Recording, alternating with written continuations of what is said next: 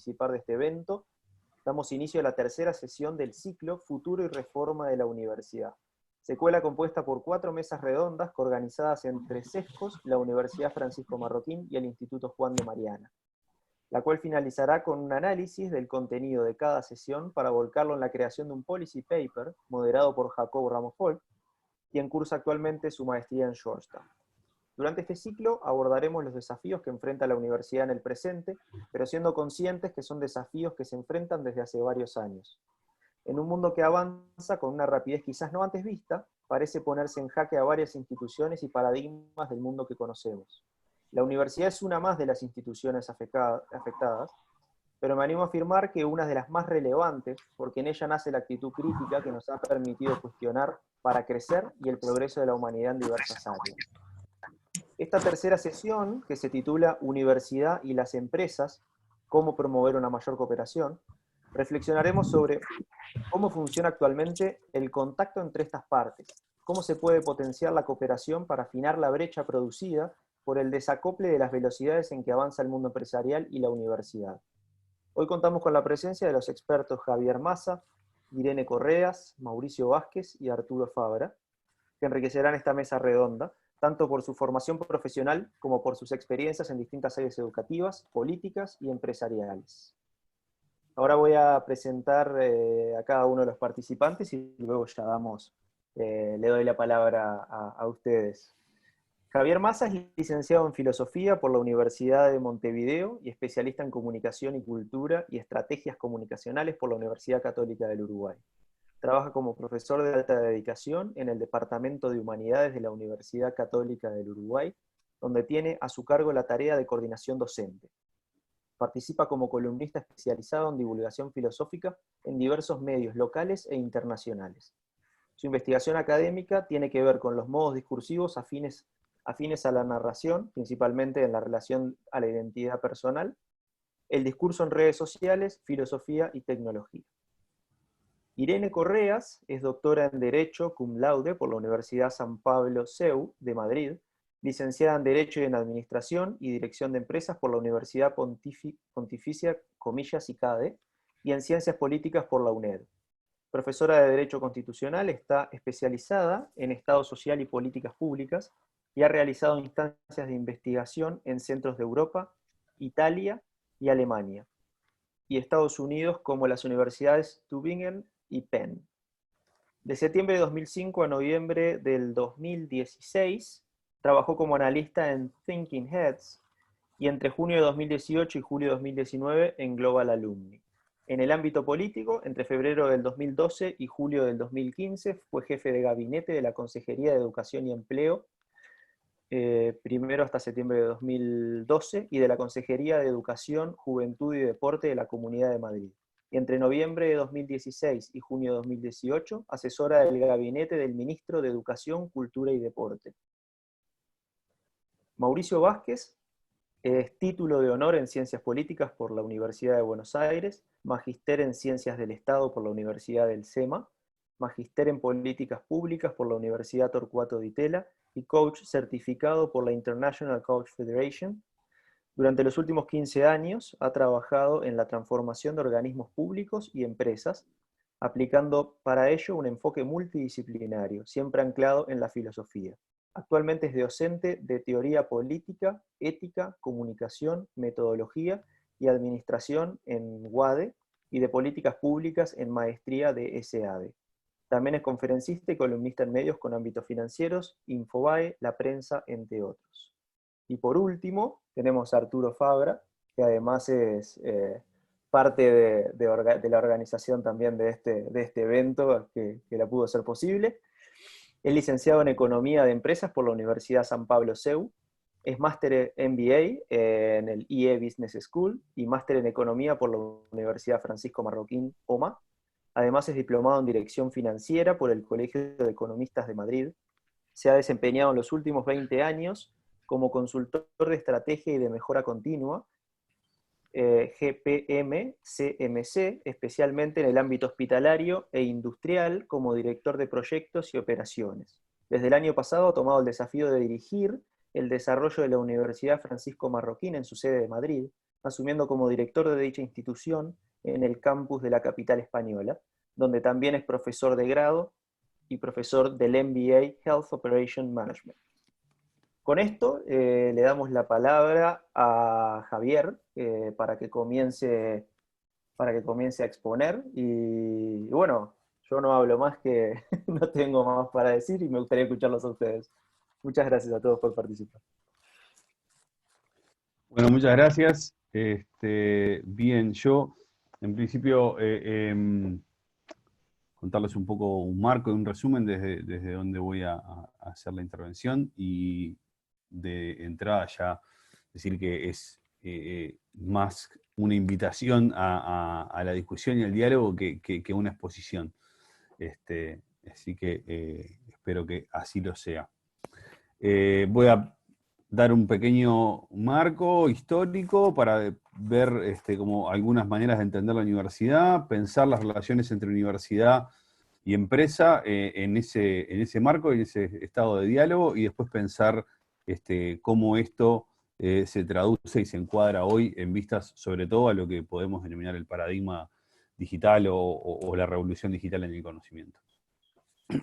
Bien, entonces para empezar, delimitar como dos modelos de universidad que se empiezan como a perfilar o si se quiere como a caracterizar a partir del siglo XVIII en Europa. No me voy a referir a la primera universidad o a ese primer germen universitario que viene desde el medioevo, si bien entiendo que tiene mucho que ver en la formación universitaria. Creo que en algún momento, para hacer el recorte histórico, alcanzaba con irnos para ahí. Y pensar, por un lado, la universidad de tradición más napoleónica, digamos, una universidad, si se quiere, profesionalizante, que está orientada de alguna manera directa y explícitamente al mundo laboral, una universidad que sí tiene el germen, si se quiere, también en gran parte de lo que era la relación maestro-aprendiz, que se venía desde la tradición, que se continúa desde la tradición medieval, ¿no? Y que termina de alguna manera canalizándose en Francia en esa universidad más napoleónica. Por otro lado, una universidad, si se quiere, de tradición alemana, humboldtiana, ¿no? Con una tendencia mucho más academicista, orientada hacia la preservación y el conocimiento, y la construcción del conocimiento desde la propia academia, ¿no? Y un modelo, de alguna manera, bastante parecido al de el maestro, opuesto al del maestro aprendiz de la Universidad Napoleónica, y la Universidad Humboldtiana como un poco trayendo la propuesta más del genio que ilumina, ¿no? O sea, de la universidad como faro de conocimiento que de alguna manera ilumina y guía la trayectoria de la cultura y de la cultura en la que se inserta la universidad, ¿no? Estos dos modelos podemos decir que hoy conviven prácticamente que en todas las universidades del mundo, y que, digamos, hoy toda universidad es como, o la mayoría de las universidades del mundo, para achicar la generalización ahí, es como un gran híbrido entre estos dos modelos, el modelo profesionalizante y el modelo académico, y que hoy todos los académicos que trabajamos en la universidad tratamos un poco de movernos entre estos dos mundos que suelen ser también digamos, como lugares que nos tiran de uno y de otro brazo como para llevarnos hacia ellos, ¿no? Pero siguen ahí. ¿Cuál ha sido la relación tradicional que la universidad ha mantenido con la empresa a grandes rasgos? Y vale decir y vale aclarar acá, antes de empezar con la exposición de este punto, decir que voy a hablar de uno de los aspectos y no de todos. Obviamente que hay muchísimos aspectos en los cuales estas dos entidades, si se quiere, se han relacionado. Yo me voy a referir a alguno, y obviamente que esto no quita que puedan existir otros a los cuales yo no estoy aludiendo directamente, ¿no? En primer lugar, y con esa versión más napoleónica de la universidad, ¿no? Está ese relacionamiento del mundo empresarial, del mundo laboral, de la universidad como proveedora de buenos y acreditados profesionales, ¿no? Esta relación digamos, si se quiere, más tradicional, donde el profesional se formaba en la universidad y después de eso la universidad lo despedía, ¿no? Y allá iba a terminar de hacerse en el mundo del trabajo, ¿no? Una universidad muy popular a principios del siglo XX, sobre todo con muchísima fuerza en Latinoamérica, ¿no? Y con muchísima tradición en Latinoamérica, aquello de, bueno, yo me formé en la universidad y después me hice trabajando y no volví a la universidad nunca más en todo mi proceso laboral, ¿no? Y más cerca en el tiempo, la universidad, digamos, el mundo de la empresa también se vuelca de otra manera hacia la universidad como un modo de acreditación permanente de profesores, ¿sí?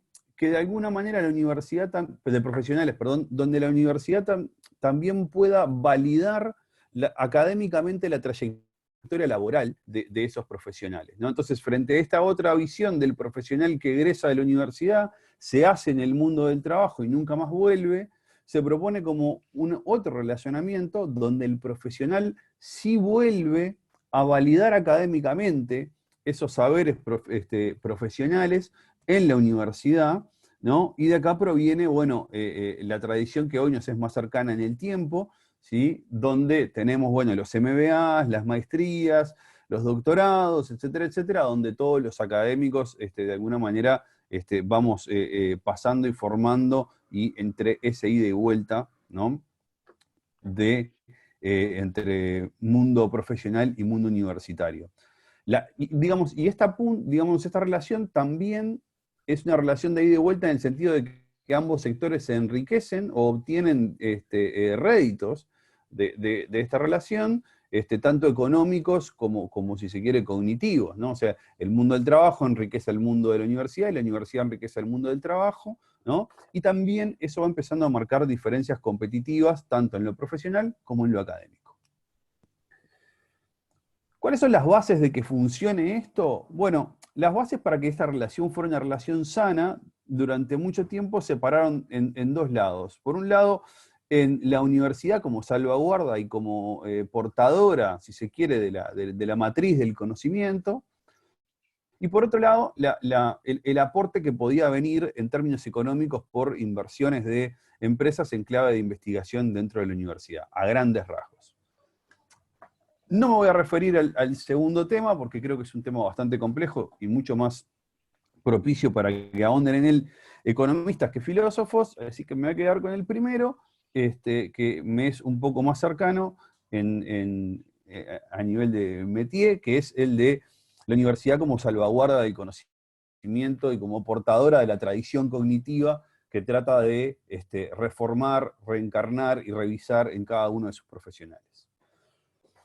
Desde ese punto de vista, el siglo XX, finales del siglo XX y sobre todo el siglo XXI, le pone a la universidad en jaque a partir de lo que podemos denominar el paradigma digital, por referirnos a él de un modo bastante amplio, ¿sí? Pero básicamente este fenómeno en el que estamos viviendo, donde yo diría que por segunda o por tercera vez en la historia, a lo sumo, toda la matriz del conocimiento del mundo occidental, por lo pronto, está cambiando de forma. Estamos frente a una revolución en términos culturales propiciada por Internet, que es para mí inédita en la historia de la humanidad y solamente comparable a el pasaje de la oralidad a la escritura en la cultura allá por lo pronto, siglos 7, 8 antes de Cristo, sino mucho antes, ¿sí? Esto nos está obligando a repensar toda la matriz del conocimiento que tenemos ahora, que empieza a chocar y a fusionarse con propuestas nuevas que vienen desde el paradigma digital, sobre todo en esto Big Data e inteligencia artificial, donde estos dos fenómenos cambian y potencian la jugada en términos cognitivos y también cambian al mundo profesional. Y lo cambian radicalmente, lo ponen patas arriba radicalmente. Yo, como ejemplo, acá me gusta utilizar lo que le pasó a la industria publicitaria en los últimos 20 años, ¿no? y si uno vuelve y lee a popes de la publicidad de los años 90 o de los años 80, como Gilby, ¿no? Que planteaban este encuentro del publicista y de la seducción del publicista para con el público, y uno pensara en tener una especie de máquina del tiempo y de poder decirle a Ogilvy, mirá que en el siglo XXI vos vas a poder tener una oferta segmentada para cada producto que vos querés vender y le vas a poder ofrecer ese producto exclusivamente a las personas que están interesadas en algún tipo de relacionamiento con ese producto, Ogilvy por ahí pensaría que digamos, todo el nicho publicitario, toda la publicidad como empresa prácticamente que perdería el sentido que él estaba viendo de seducción, porque no le quedaría nada para seducir, sino que esa persona ya está buscando el producto y el publicista lo único que hace es buscar por un número en dónde lo tiene que ofrecer y ahí está, ¿no? Entonces, esa transformación que se dio en menos de 15 años digamos, en el mundo de la publicidad, para mí es un caso prototípico de lo que está pasando en muchísimos otros ámbitos de la cultura con la irrupción del paradigma digital. Y para esto, si no, llevemos esto mismo y pensemos 2016, Cambridge Analytica, Brexit, elecciones en Estados Unidos, y ahí tenemos otro modo en el que esto está irrumpiendo y disrumpiendo la cultura tal como tal como la conocemos. Ahora, ¿qué pasa? Esto no quiere decir que la empresa al día de hoy, ¿sí?, no siga necesitando de la universidad y la universidad no siga necesitando de la empresa. Pero lo que sucede hoy es que la empresa ya no puede sostener o no puede, digamos, sostenerse con un profesional que no es el tipo de profesional que la universidad le puede seguir proveyendo, le puede seguir, de la cual lo puede seguir abasteciendo. ¿Por qué? Porque hoy las empresas buscan cada vez más innovación, disrupción y un cambio permanente. Y si la universidad sigue siendo el baluarte, ¿no?, y el sostén del conocimiento acumulado, se invalida a sí misma en su propia definición, porque lo que no puede proveer justamente es ni innovación, ni disrupción, ni cambio permanente, porque termina como anclada en la repetición de un conocimiento que hoy no encuentra un canal, ¿sí?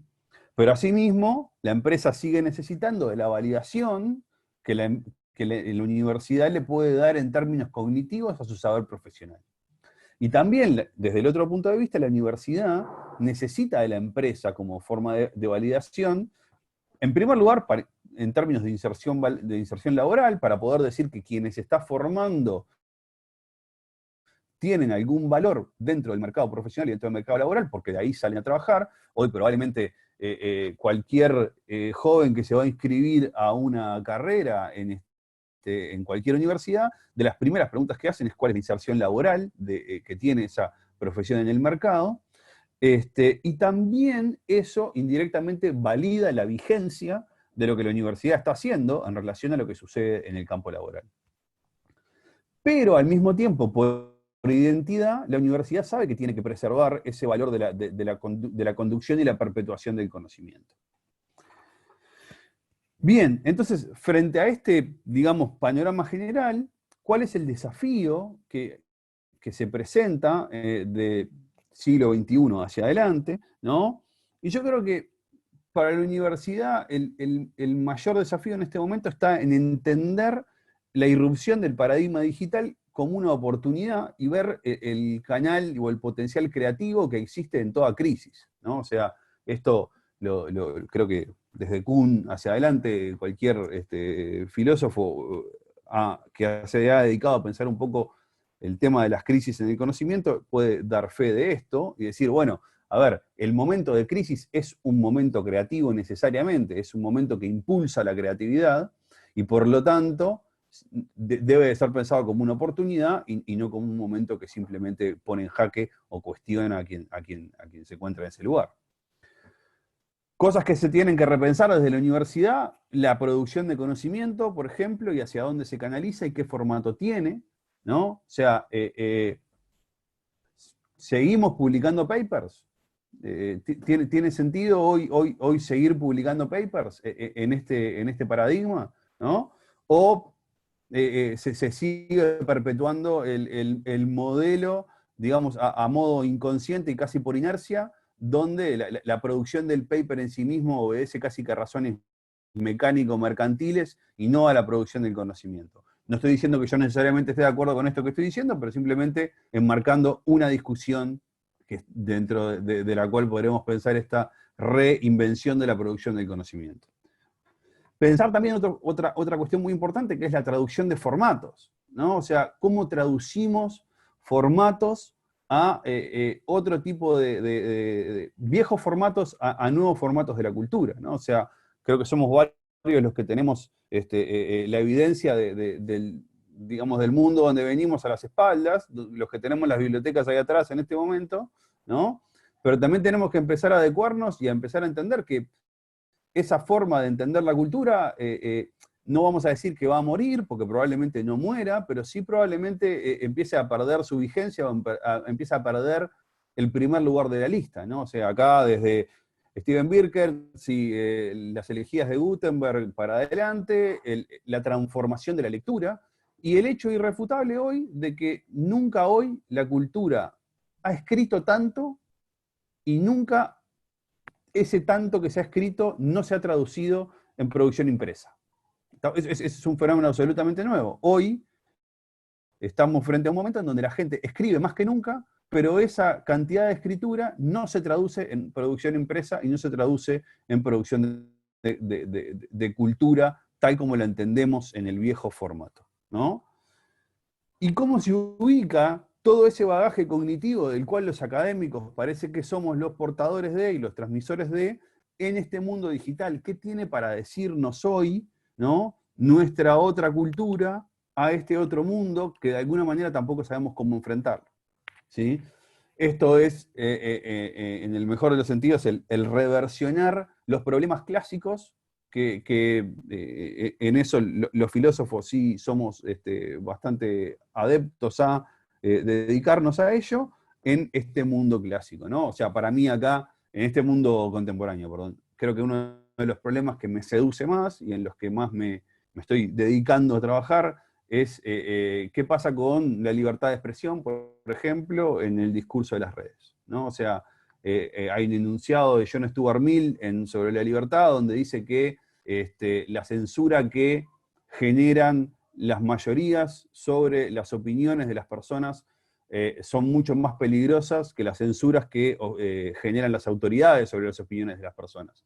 Pensar ese enunciado hoy en el fenómeno online y en el fenómeno de redes tiene un sentido completamente distinto al que le dio Mill cuando escribió sobre la libertad, pero sin embargo es absolutamente vigente y es absolutamente necesario volver a prestarle atención y volver a entender cómo es que eso hoy encarna de un modo distinto en este mundo, ¿no? Y yo creo que si tanto en este sentido empresa y universidad pueden colaborar de un modo diferente digamos, en este enriquecimiento mutuo del conocimiento hacia un lado y el otro, creo que ahí hay una ventana muy, muy interesante y muy importante, porque también hay un fenómeno bastante creciente que el mundo de la empresa y sobre todo el mundo del emprendedurismo, el mundo digamos, de la acción digital, ¿no? Y de la creación en lo digital, viene mucho del ámbito empresarial y la universidad quizás tenga que aprender mucho de los métodos de la empresa en esos ámbitos para poder de alguna manera capitalizar ese conocimiento. Espero no haberme pasado de tiempo y la dejo por ahí para llevarlo después al ámbito de la discusión, todo esto. Javier, muchísimas gracias, estuvo excelente. De tiempo estuviste bárbaro, así que no, no te preocupes. Así que le damos la palabra a Irene, sin antes agradecerte por la exposición, Javier, que fue espectacular. Así que, muchas gracias bueno, y esperemos la discusión nomás que se venga adelante. vale. Irene, te doy la palabra a ti y puedes comenzar tu exposición. Muchas gracias y bienvenida a esta conferencia. Muchas gracias, Guillermo. Agradecimiento a SESCOS, a la Universidad Francisco Marroquín y al Instituto Juan de Mariana por esta invitación, y en su nombre a los que aquí están presentes muy especialmente, con quien hoy además espero compartir opiniones. Es verdad que mi postura de la universidad quizás es un poco más pesimista, Pero sí me gustaría empezar con una reflexión al hilo de lo que ha comentado Javier. Y es que precisamente en la crisis, y ahora mismo estamos en una crisis, o sea, no solo porque esté cambiando todo este paradigma digital, sino porque una de las innumerables consecuencias que nos está dejando esto del COVID, de lo que es casi inevitable hablar, es que la universidad se dio cuenta de que ahora sí o sí tenía que cambiar, no podía no cambiar. Y determinadas universidades, es verdad que yo tengo más experiencia de la Universidad Española y en concreto de la universidad privada, las que mejor se han adaptado desde mi punto de vista han sido las privadas, pero no por ser privadas, porque han sido centros más flexibles, han sido centros más rápidos, han sido centros que no dependían de la burocracia estatal y han sido centros que precisamente han visto en la crisis la oportunidad y en algo tan sencillo como si no me adapto y no sigo ofreciendo una buena formación, que ese es mi producto, no tengo alumnos y yo no me puedo permitir perder mi negocio, es decir, tengo un incentivo.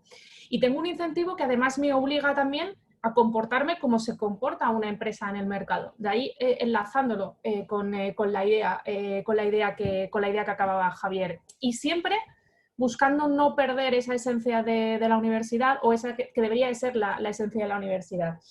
Pero igual que veo que hay determinados centros que se han sabido adaptar, que están empezando a saber, porque no diría que saben del todo conectar con la empresa, sí tengo la sensación, que no sé si alguno compartirá conmigo, de que llevamos en este debate sobre el futuro, sobre cómo reformar la universidad de determinado tiempo, y siempre llegamos a la misma conclusión. Evidentemente no podemos enfrentarnos a las necesidades del siglo XXI con una universidad que sigue funcionando de alguna manera. No voy a entrar en las diferencias entre los distintos modelos, como hace más de 500 años. De hecho, incluso sorprende como hace 500 años una universidad como la de Salamanca, que incluso atraía estudiantes extranjeros, hoy en día esas universidades que eran pioneras hace 500 años, hoy el aprovechar, por ejemplo, el fenómeno de la formación online para abrirse a otros mercados, tanto todas las universidades latinoamericanas a España como España a Latinoamérica, digo por el idioma en un primer estadio,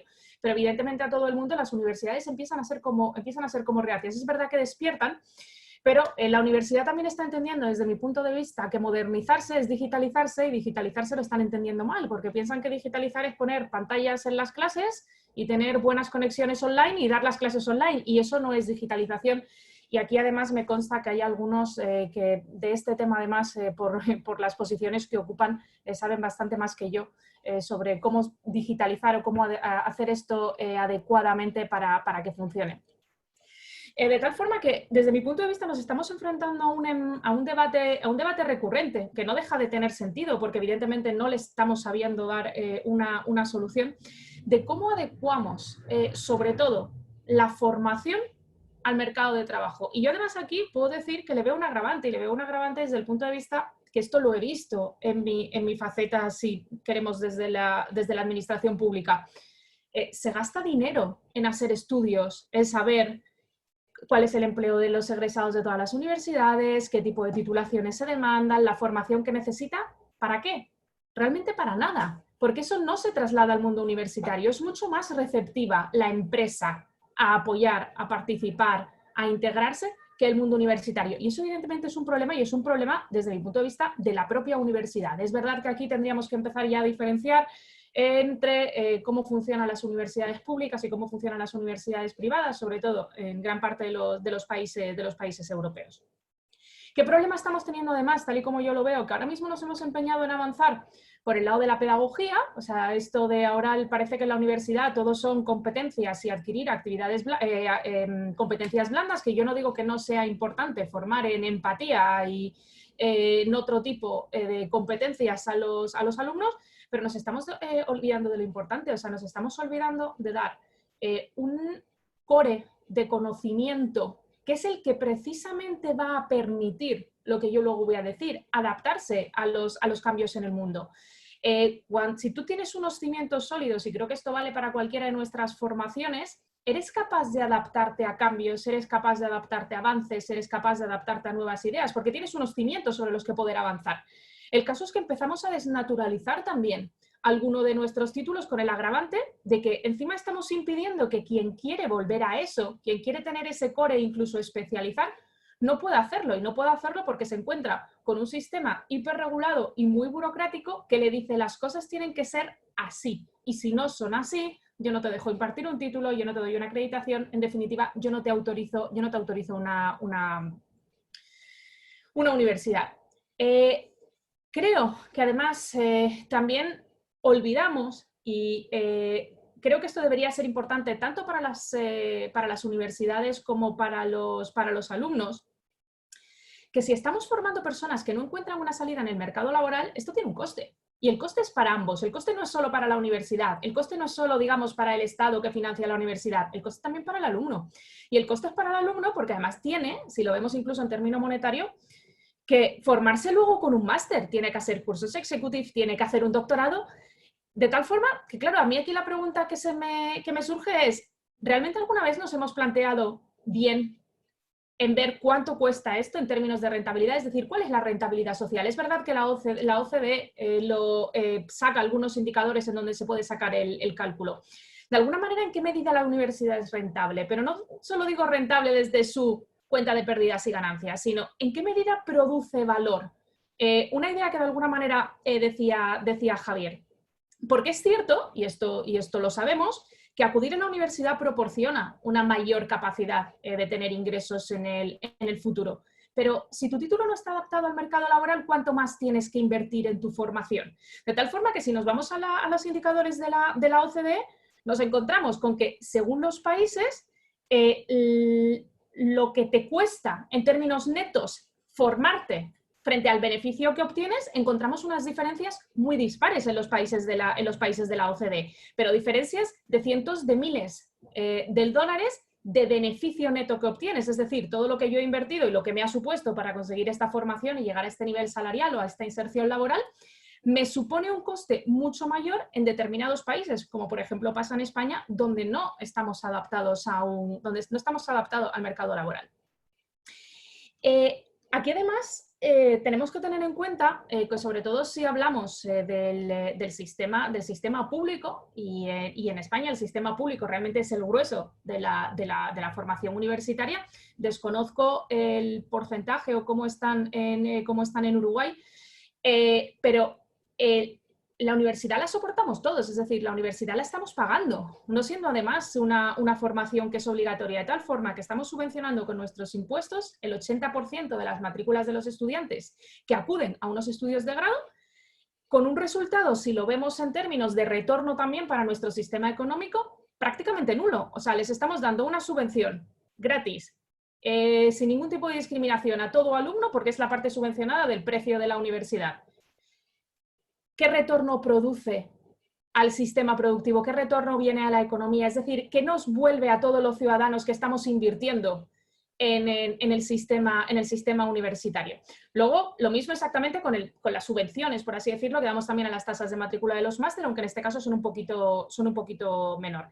Y en este caso, además, para terminar de complicar el escenario, nos encontramos con un mercado hiperregulado, muy intervenido, que realmente no permite una competencia real y que dificulta la entrada de los competidores privados. Aquí no sé si Arturo estará de acuerdo conmigo porque lo sufre, luego tendrá la oportunidad de contradecirme si no, pero mi impresión es que se dificulta mucho la entrada de un competidor privado. Es decir, tenemos un sector completamente protegido y con unas barreras de entrada muy fuertes a la iniciativa privada. Claro, la primera pregunta que a mí se me ha ocurrido siempre es ¿por qué no lo abrimos? Es decir, ¿por qué no buscamos la eficiencia en la asignación de un recurso que es escaso, que son los presupuestos, en definitiva? Y evaluamos además a quién añade valor y a quién no añade valor. No soy yo la que diga que la universidad pública en España es mala. Hay de todo, como en todos sitios. Hay universidades públicas excelentes. Pero si alguna universidad, si algún centro no añade valor, a lo mejor no tendría que quitarle parte de esa subvención, que en definitiva es recurso escaso de todos los ciudadanos, y darlo a lo que me proporciona un valor. ¿Por qué asumimos que la competencia es buena? Quien asume que la competencia es buena, pero no dejamos competir libremente en un mercado como el mercado educativo, porque nos guste o no, y yo sé que cuando hablo del mercado educativo hay muchas personas a las que en ese momento dicen, pues ¿cómo se te ha ocurrido soltar esta herejía? Pero no deja de ser un mercado, o sea, no dejamos de competir produciendo bienes, intentando aportar valor en una determinada economía, pero a la vez no tenemos verdadera libertad para ofrecer un servicio, y sin verdadera elección además no podemos tener libertad. Si tú me pones barreras de entrada para yo tener otro tipo de proveedores, pues evidentemente no estoy permitiendo una libertad en el mercado. ¿Podemos competir solo, y pienso en universidades públicas y privadas ofreciendo buenos profesores? Es una forma de competir. Yo tengo muy buenos profesores en mi centro que es privado, intentaré atraer a buenos alumnos, pero no es suficiente. Y podemos ir a más, o sea, dentro de esta hiperregulación, ¿qué sentido tiene hoy que en la universidad sigamos exigiendo unas determinadas acreditaciones como garantía de calidad? Si yo quiero ir a una universidad de economía, a lo mejor a mí me interesa que mis profesores de finanzas, por ejemplo, estén trabajando en finanzas. Yo no digo que los académicos no sean necesarios, faltaría más, yo soy la primera que soy académica, pero es que a lo mejor necesitamos también que desde los profesores exista una conexión universidad-empresa. Si tú quieres montar una universidad y te exigen un determinado número de profesores que tengan esas acreditaciones, mayoritariamente van a ser solo académicos, pero es que a lo mejor yo quiero que para, no sé, para un derecho mercantil, tener especialistas que hayan realizado fusiones de empresa, para un derecho laboral yo quiero tener abogados laboralistas expertos y a lo mejor no tienen formación académica y la propia o el propio sistema estatal eso también me lo limita. ¿Qué hace también? Que se empiecen a producir choques de alguna manera entre lo que se enseña en las aulas y lo que necesita el mercado. De ahí que además de introducir estos términos de competencia que también harían que las propias empresas de alguna manera buscaran quiénes son los que me proveen de mejor material o de un material, y perdonen que llame material a los alumnos, que es capaz de adaptarse mejor a las contingencias del mercado. Porque lo que no tiene ningún sentido es que yo forme a alumnos en cuestiones que dentro de 5 años no van a existir. O sea, hoy sacamos promociones y promociones de egresados que no están adecuados a las necesidades del mercado laboral. Están adecuados hoy, pero no van a estar adecuados dentro de 5, dentro de 10 años, porque ni siquiera hoy sabemos los empleos del futuro. De ahí que yo insista en esa idea de tener un core de conocimiento que nos permita adaptarnos. Porque si pensamos, por ejemplo, en alumnos que van a convivir con el Internet de las cosas, las consecuencias no son solo para los informáticos o para los ingenieros, que son los que a lo mejor van a programar o van a programar más. Son jurídicas, son económicas, son éticas.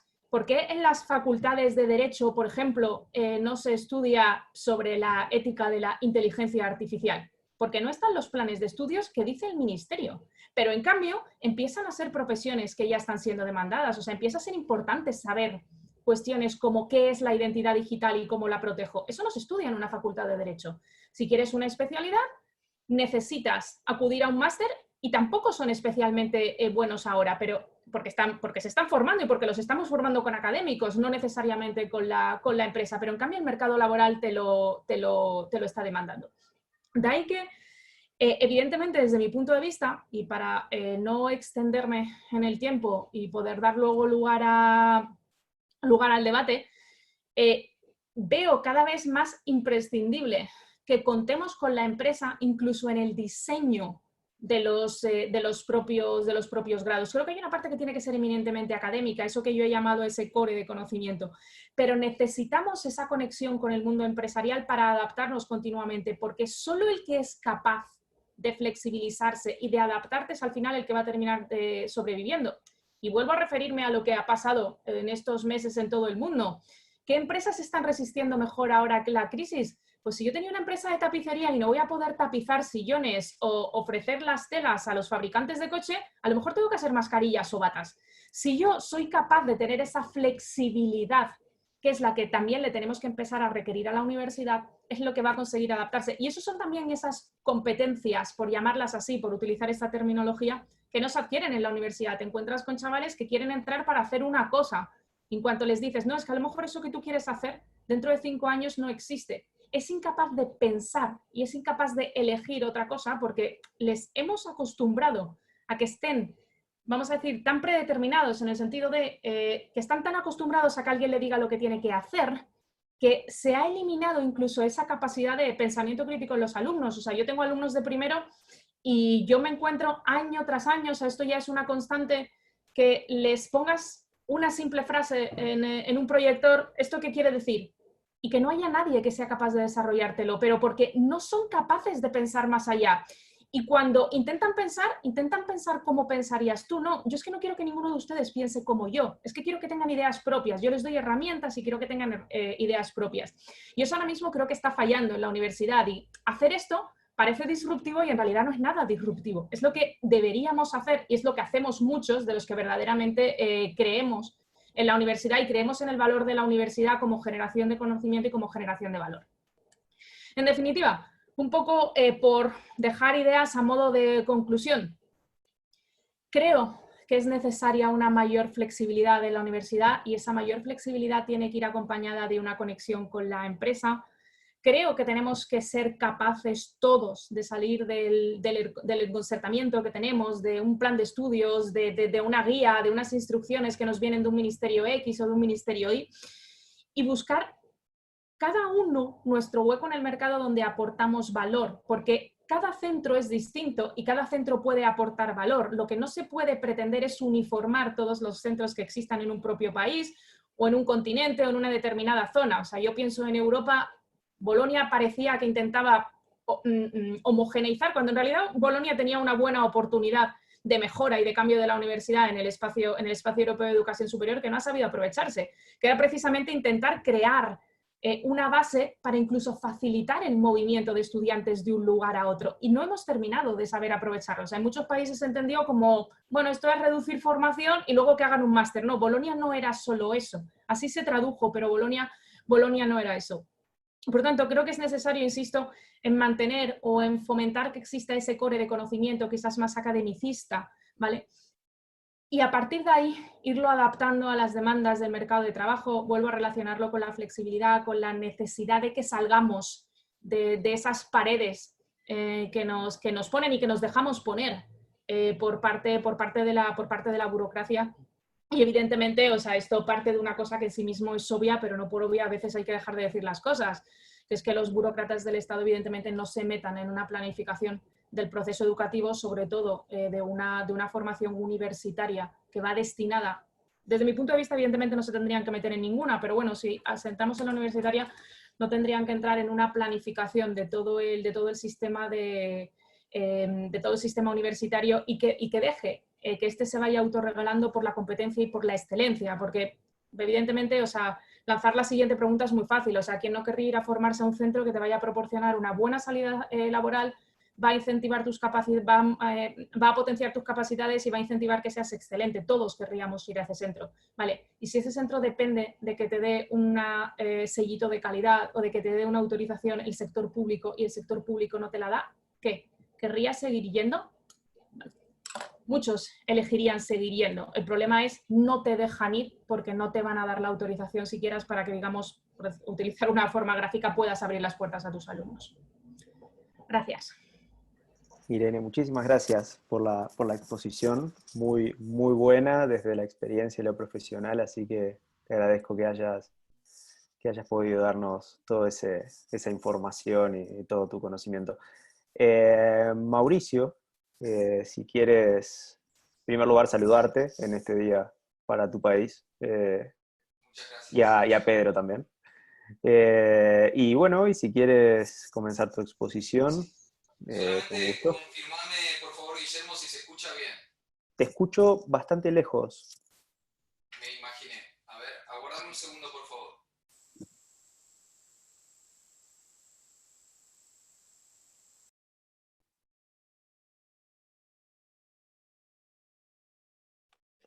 Voy a aprovechar para saludar.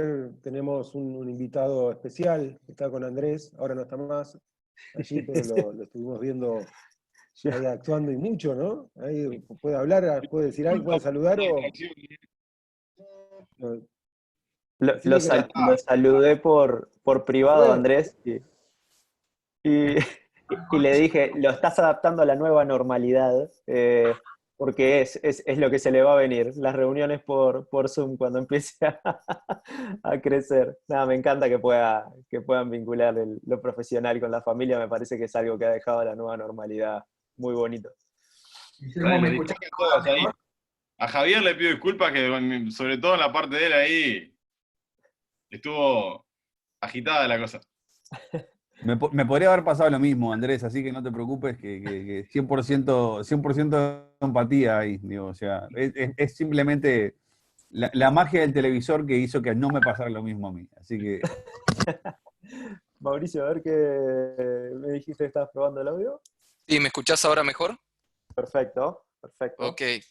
Eh, bueno, nada, primero que nada, muchas gracias a Sescos por esta oportunidad y muchas gracias a todos.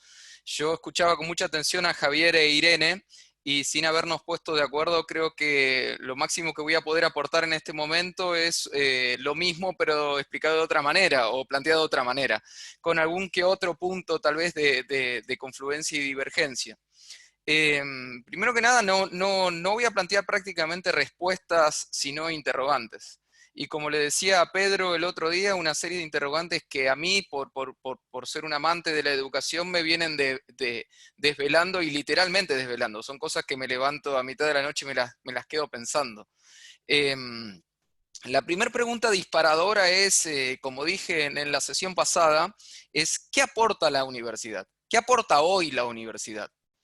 Y me lo planteo muchas veces antes de entrar a la Universidad Argentina de la Empresa, que es un edificio enorme que está planteado aquí en Buenos Aires, hermoso, que cada vez se expande más, y antes de entrar lo miro y digo, ¿qué hace todo esto? Pero lo hago literalmente. ¿Qué es lo que sucede acá como fenómeno, no? Y más allá de eso puntual que está sucediendo ahí adentro, es ¿qué debería aportar la universidad? Son dos preguntas ejes. A veces creo que asumimos naturalmente que la universidad aporta un título. Y me he encontrado a mí mismo respondiendo la pregunta casi como con una pincelada de cinismo, diciendo, la universidad te aporta solamente un título. Y digo esto de la pincelada de cinismo porque hay algo que sucede mucho aquí en mi país, pero como los vengo escuchando veo que pasa también en otros, que sobre todo en la universidad pública, para quienes somos liberales, y a mí a veces convergen en mis redes sociales jóvenes liberales, y viene a decirme la estoy pasando mal, y en la universidad pública estoy sometido a marxismo, y no puedo decir esto, y no puedo decir lo otro, y a veces simplemente yo respondo, bueno, llévate el título. Es como que uno empieza, o por lo menos en mi caso en particular, se me ha vuelto una costumbre decir la universidad te da un título. ¿Es ese título simplemente una señal de mercado? Como de cierta manera decía Irene recién, digo, es algo que uno muestra en LinkedIn o en el muro de su oficina y nada más. ¿Es la universidad algo más o debiera ser algo más? Es decir, la universidad debiera darnos enseñanza, contenidos, pero ¿qué tipo de contenidos? ¿No? Eso estaba contenido también en algo de lo que decía Javier y decía Irene. Y si no es un título y si no es una enseñanza, ¿qué? ¿No? La primera vez que me planteé este tipo de interrogantes, que son el eje por el que voy a transitar brevemente, fue viendo un poco la historia de la educación en mi país. Y no hablo de la educación universitaria, sino de quienes en algún momento se plantearon algún tipo de sistema educativo que arrancó por la primaria, por el nivel, en lo que en ese momento era el nivel inicial, ahora el nivel inicial es otra cosa. Que eran Domingo Faustino Sarmiento, justamente hoy se declara la independencia argentina, así que en este ámbito de próceres voy a nombrar a dos de nuestros próceres, Domingo Faustino Sarmiento y por el otro lado Juan Bautista Alberdi, tal vez la mente más liberal con la cual nace nuestra Constitución. Alberdi y Sarmiento tuvieron un intercambio epistolar que se puede encontrar en dos pequeños libros que a veces vienen juntos, las 101 y las Cartas Quillotanas, en donde debatieron un montón de aspectos de la formación de esta nación argentina, pero puntualmente han debatido mucho el tema de la educación. Y Sarmiento tenía una postura, por toda una cuestión tradicional e histórica en la que no voy a entrar ahora, más bien academicista, por llamarlo de una manera, más bien universal, más bien alejada del mundo puntual del empleo. Alberdi estaba mucho más preocupado porque la formación tuviese que ver con el mundo del empleo. Al punto que en algunos momentos Alberdi es bastante agresivo y señala que algún tipo de formación superior podría terminar hasta desviando a quienes pudiesen integrar este camino de la educación que planteaba Sarmiento del mundo del empleo. Aquí en Argentina este fenómeno se acrecienta, y de nuevo en esto no voy a entrar en esta conversación, en los años 60 con la aparición de un pedagogo en particular que formó a muchísimos de los docentes de mi país. Muchos están formados en este pedagogo, hablo de Paulo Freire, sin saberlo incluso. Y a partir de Paulo Freire, esto es algo que digo en otras charlas, todo este fenómeno que estaba un poco latente en esta primera discusión entre Alberdi y Sarmiento, vuela por los aires y termina generando una especie de fenómeno en el cual podríamos decir Alberdi tenía razón. Pero de nuevo, yendo al campo universitario, hay una división marcada, y que se nota mucho en Argentina, entre el mundo del empleo y el mundo de la formación en general. Y que eso, que sobre todo se acrecienta en la etapa media de educación, luego, como no puede ser de otra manera, en la etapa universitaria, algunos lo disfrutan y otros lo sufren, pero pocos lo trascienden. Esta separación entre el mundo de la educación y el mundo del empleo. ¿Y por qué digo que algunos lo disfrutan? Simplemente porque hay todo un prejuicio manifiesto entre muchos docentes en mi país y el mundo del empleo. En el otro lugar y en el otro momento de mi vida en donde me planteé esta serie de interrogantes que planteo ahora a continuación, valga la redundancia, fue viajando con mi esposa por Cusco, por la zona del Perú, donde nos daban una charla típica para turistas y nos llevaban de aquí para allá, y nos mostraron cómo educaban los incas, ¿no? Lo tengo aquí anotado, en unas pequeñas casitas que obviamente no tenían ya techo, pero se podía ver la estructura, y que ellos la llamaban, y perdón para los que sepan hablar inca, yo lo voy a pronunciar así, Yachaiguasi.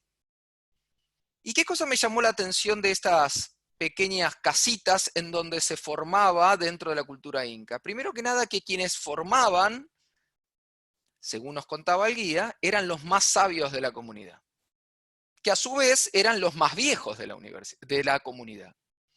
Pero el segundo punto, y creo que es el que es más atinente a la charla que les propongo, es que esa casita estaba emplazada en los distintos lugares que nos mostraron donde estaban este tipo de escuela, entre comillas, en un lugar en el cual vos podías apreciar a simple vista todo el resto del mundo inca. ¿Qué quiero decir? Uno podía ver dónde se sembraba, uno podía ver desde allí, desde donde se gobernaba, uno podía ver desde allí donde se formaba a los que iban a ser guerreros, uno podía ver desde allí donde se formaba a las mujeres para los quehaceres que los incas consideraban que tenían que hacer las mujeres, etcétera, etcétera, etcétera.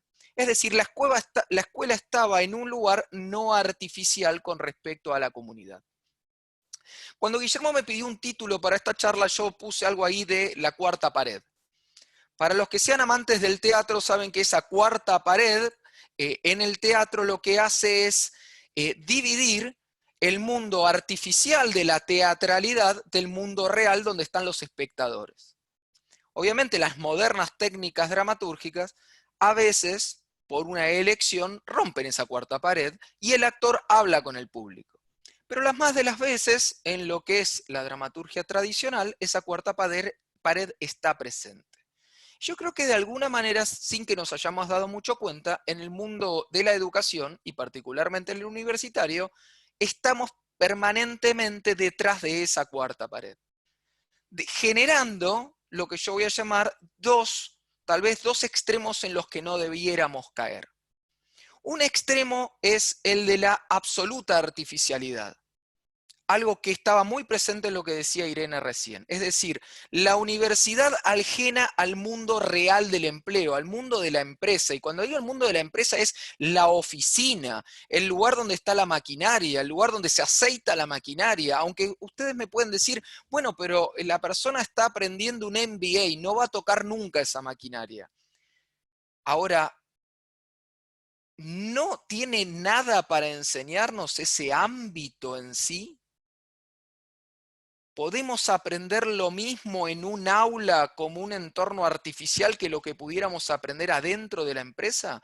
¿Y cuántos años podemos tener un alumno en ese entorno artificial antes de pisar ese mundo real? Y en el otro extremo, y acá me voy a permitir hacer una arbitrariedad histórica y voy a nombrar como un prócer a alguien que probablemente no haya sido siguiendo la historiografía argentina, que es Jorge Luis Borges, pero para mí sí es un prócer por muchas razones. Y Borges tiene una frase que de alguna manera ilustra perfectamente este otro extremo. Borges decía, la universidad debería insistir en lo antiguo y en lo ajeno. En lo antiguo y en lo ajeno.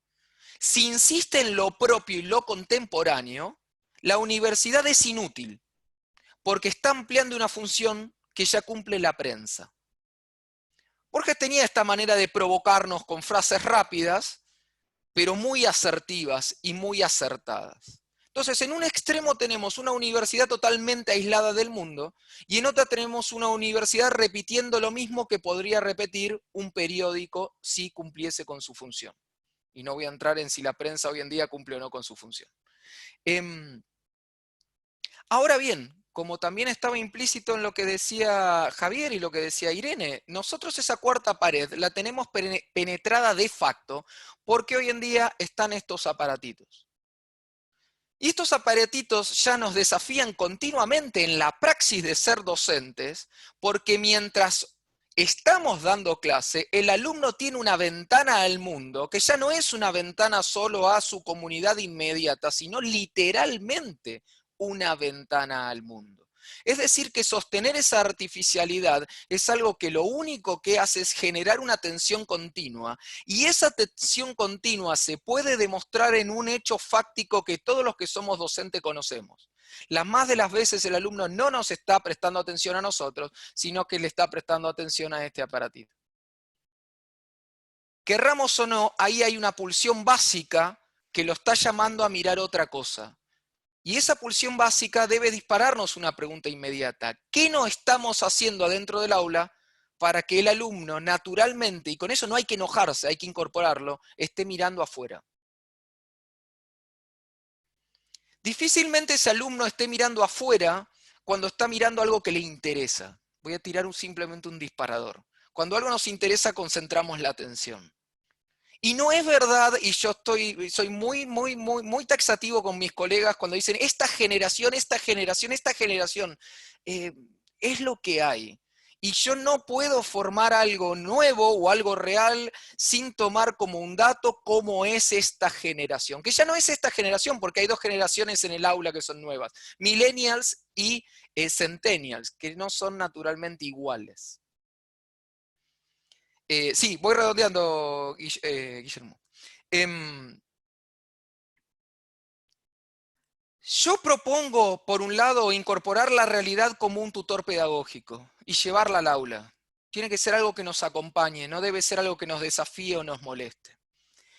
Por el otro lado, propongo hacernos las siguientes preguntas.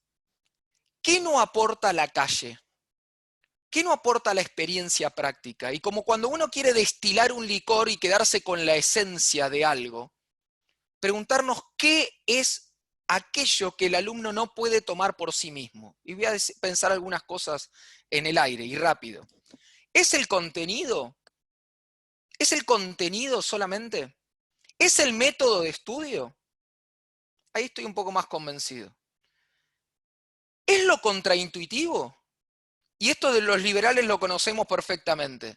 La idea de que algo pueda ordenarse sin una unidad central que lo ordene, ¿no?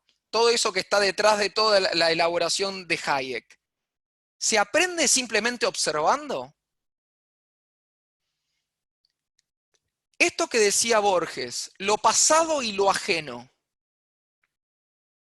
En esta vorágine por saber qué viene mañana, cuándo sale el iPhone 74, qué va a inventar Zuckerberg, qué va a inventar Elon Musk, ¿cuánto estamos olvidando de procedimientos del pasado que el alumno ni siquiera sabe que están ahí, pero tal vez en esa mixtura entre el pasado y el presente generemos el verdadero futuro?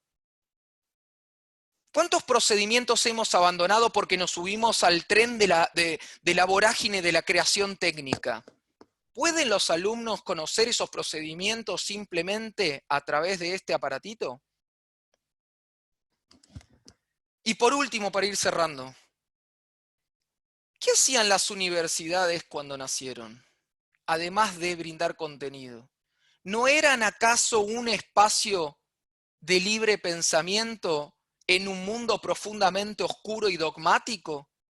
¿No eran acaso un espacio en donde podíamos debatir, tal vez en voz baja, ciertas cuestiones que si eran debatidas fuera de los muros de la universidad te podían cortar la vida? Y en ese sentido, ¿cuán dañada queda la universidad cuando ciertos dogmas que vienen de este mundo real impiden debatir ciertas cuestiones porque son políticamente incorrectas? ¿Cuán dañada queda la universidad cuando se persigue a un docente que tal vez quiere interpelarse sobre y voy a poner un ejemplo entre muchos otros, la agenda de género?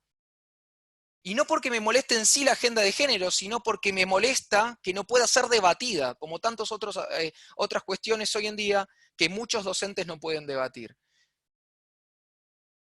¿Puede la universidad existir sin que en su muro quede en claro que lo que suceda dentro de las aulas debe ser libre? ¿No es en gran medida lo que decía Irene recién, esa imposibilidad de pensar? Uno de los factores que provocan esa imposibilidad de pensar no es el miedo a pensar. Y ahora sí, por último, el paradigma de la especialización, y esto que planteaba Javier hace un rato de los papers, y que el paper debe ser corregido por un par y a través de todo un procedimiento que nos lleva siempre a buscar que lo máximo que puede decirse en un paper es el punto y la coma que le faltan a una teoría. El paradigma de la especialización absoluta no empobrece la generación de nuevo conocimiento. Las grandes ideas que llevaron a Occidente a ser Occidente, ¿fueron el producto de especialistas? Son preguntas que hago. O del sincretismo entre ideas aparentemente, incluso hasta rechazables entre sí. Como les dije al principio, no tenía muchas respuestas, tenías preguntas. A mi entender, la universidad debiera ser, y no sé el cómo, lo extraordinario en medio de lo real. Gracias. Mauricio, espectacular, creo que nos deja a todos con todas estas preguntas planteadas desde ópticas que quizás no nos habíamos cuestionado antes, así que te agradezco la exposición y bueno, y escuchar también de tantos autores de Latinoamérica, y eso es también bonito saber que tenemos buena información también por aquellos lados y buen respaldo. Ahora le damos la palabra a Arturo, que también con su experiencia y el desafío que ha asumido estos últimos años, que lo posiciona, como dije al principio, de los dos lados del mostrador. Así que adelante, Arturo. Muchas gracias a todos. ¿Me oís bien, verdad? Estupendo.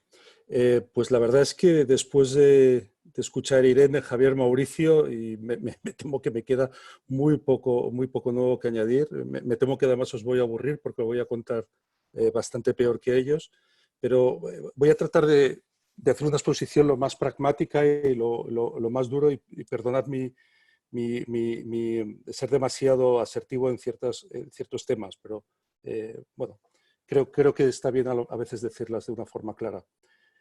Lo primero que me gustaría es decir una obviedad, y es decir, la universidad, si queremos que sea amplia, si no queremos que sea un sitio elitista y cerrado y sincretista, solo tiene dos caminos. Una, que las élites obliguen a los contribuyentes a pagarla, y otra, que la universidad ofrezca retorno a la inversión, que sea rentable. No hay más. Y para que sea rentable, ¿cómo tiene que ser rentable? Pues tiene que ser rentable para el estudiante. Es decir, el estudiante que va a la universidad y que se ha gastado allí su dinero. Salvo, insisto, salvo que estemos hablando de una universidad elitista y que casi sea un tema de puro ocio, pues el que ha gastado un dinero, un tiempo, etcétera, en la universidad, va a querer recuperarlo en un tiempo relativamente bajo. Como empleado o como empleador, como empleado o como emprendedor. Pero va a querer insertarse en el mundo empresarial, ya sea en una empresa, una ONG, lo que fuera, pero va a tener que vivir en el mundo real. Yo, lógicamente, me voy a estar refiriendo a lo que ha sido mi punto de vista, que sobre todo han pasado por mis manos pues chicos que venían fundamentalmente de administración de empresas, de economía, de derecho, algún ingeniero, etcétera, y de la Universidad Española. Y ahí sí que he visto todo tipo de gente. Entiendo que muchas de las cosas que voy a decir no son tan extrapolables al resto del mundo. Por desgracia, la Universidad Española a veces daba la sensación que su primer objetivo era mantener alejados a los jóvenes del mercado laboral. Era estar retirándolos durante 5 años y así que nuestra tasa de paro pues no fuera demasiado alta. Era una especie de congelador donde estábamos metiendo a los chicos durante 5 años y luego, cuando entraban en el mercado laboral, poníamos el cronómetro a 0, volvíamos a empezar. Prácticamente pues había aprendido ciertas cosas, pero a la empresa le tocaba empezar de 0 con estos chicos. Es la realidad. ¿Qué es lo que buscábamos al final las empresas cuando estábamos cogiendo a un candidato o a otro? ¿O qué esperábamos ver cuando estábamos con un universitario? Lo primero era conocimientos concretos y prácticos. Es lo que más nos gustaría ver porque nos simplificaba un montón todo lo que era el proceso de adecuación, formación, etc. Y estoy hablando de contabilidad, legislación, matemáticas financieras, modelos organizativos. Es lo que nos gustaría ver. Entrar un chico que dice, no, yo de contabilidad ya sé, yo te hago un asiento, yo te puedo calcular una tasa, una VAN, una TIR, etc. Claro, lo primero que nos lleva a pensar es si de verdad hacía falta que fuera a la universidad para saber esos conocimientos tan concretos, porque prácticamente son conocimientos de academia. Por academia no, me refiero en España, pues no sé si lo llamáis así en Latinoamérica, pero una academia es una pequeña escuela privada donde nos preparaban para los exámenes, así de claro. Igual que podemos academia de mecanografía, academia de conducir, etc. De hecho, en mi mundo, en mi universidad, un profesor bueno era un profesor que suspendía mucho y entonces teníamos que ir a la academia. Y en la academia pagábamos otra vez y nos enseñaban cómo había que aprobar el examen. Entonces es un fracaso absoluto de la universidad. Dice, o sea, que lo que estoy pagando aquí para que luego vaya a la academia y me enseñe que apruebe tu examen. No tiene sentido. Casi me habría ahorrado, habría ido a la academia, aprendía contabilidad y me lo quitaba de encima. Pero lo que es más grave, y ahí es donde fracasábamos, creo que la universidad todavía más, era que cuando nos venían a la empresa en realidad no tenían ni idea, los pobres. Es que se les había olvidado. Habían aprendido para el examen. Se habían aprendido el asiento que había que hacer, el cierre, el típico ejercicio de estadística, etc. Pero como nunca habían aplicado esos conocimientos a la realidad, nunca se les había ocurrido salir de allí. Es que más aún, es que cuando salían del examen ya se les había olvidado a los pobres. Y cuando les ponías una cuenta de resultados delante de las narices, no sabían ni por dónde cogerla. En definitiva, que al final todo lo que era el proceso de inserción, de preparación, etcétera, lo estábamos asumiendo la empresa prácticamente de 0. ¿Qué más nos aporta la universidad? Aprender a aprender. Y no es poco, no es poco. Yo conocí una vez a un reclutador, a un recruiter, a un consultor de recursos humanos que me dijo, mira, yo cuando veo un currículum de un licenciado, lo único que me dice eso es que sabe leer. Y parece una tontería, pero es importante saber leer, porque de verdad, eso sí es verdad, que un universitario, quieras que no, ha estado 5 años leyendo un montón de cosas y ha aprendido a entender un texto, a extraerlo, a sintetizarlo, etc. Esto es importante. Obviamente también es importante capacidad de redacción, de expresión, etc. Sí encontramos esto respecto a un no universitario, pero también es cierto que nos encontramos que la curva de madurez de esas habilidades es larga. O sea, evidentemente un recién licenciado, ni loco, le pongo a hacer una exposición o que me redacte un informe. Teníamos que trabajar todavía un poco con él. Y luego yo creo que la parte más importante, ¿qué buscábamos en un universitario?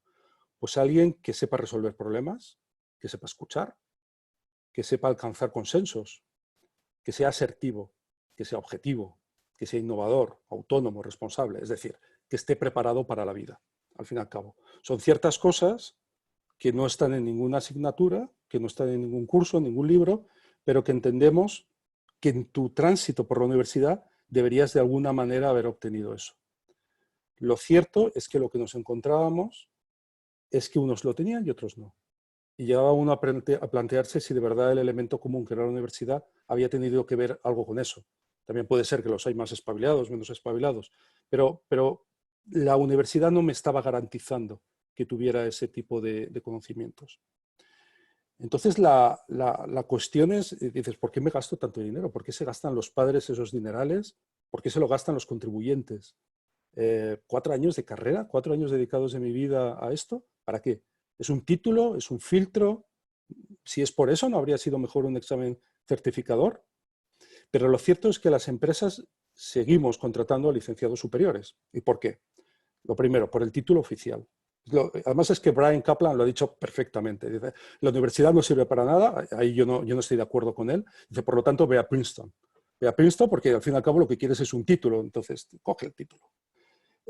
Pero hay algo ahí, y es, nobody ever got fired for buying an IBM. O sea, nadie nunca fue despedido por comprar un IBM. O sea, nadie se va a ser despedido por contratar a un licenciado. Yo muchas veces me llevan currículos de chicos que no eran licenciados. Digo, ostras, y si me sale mal, casi cojo el licenciado, es más seguro. La otra es que un licenciado es de los nuestros. Es alguien que sé cómo va, más o menos lo puedo entender, habla igual, parecido, y nos sentimos más cómodos con ellos. Pero lo que es importante, hay una serie de intangibles que sí es cierto que me lo está dando un universitario.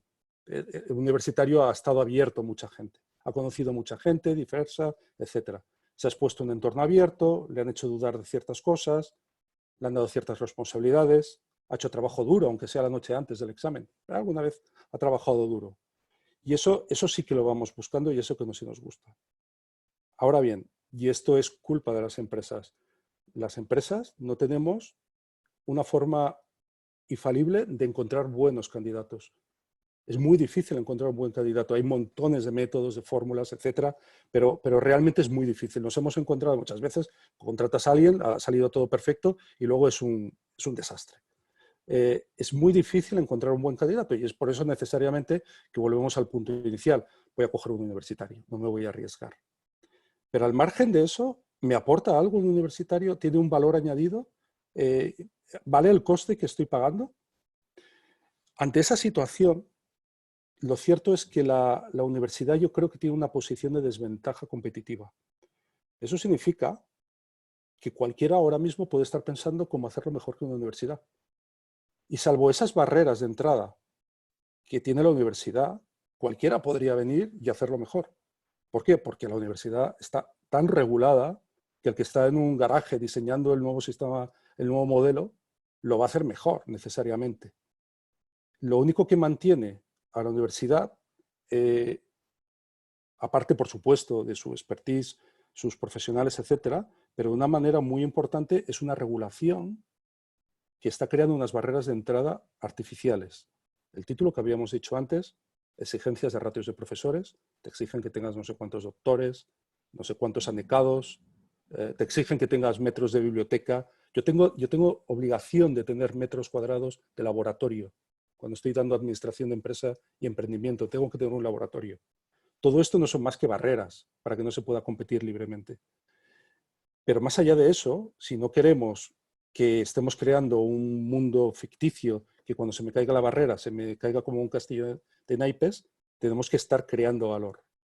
¿Y cómo creamos valor? Desde luego que no lo vamos a crear teniendo a los alumnos sentados, o escuchando a un profesor lo que está contando, y como decía Mauricio, con el teléfono, mirándolo debajo de la mesa.